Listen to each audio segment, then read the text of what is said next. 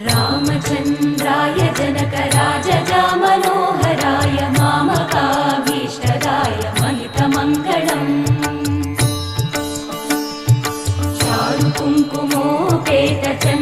चारुकुङ्कुमोपेतचन्दनानुचर्चिताय हारकटकशोभिताय भूरिमङ्गलम्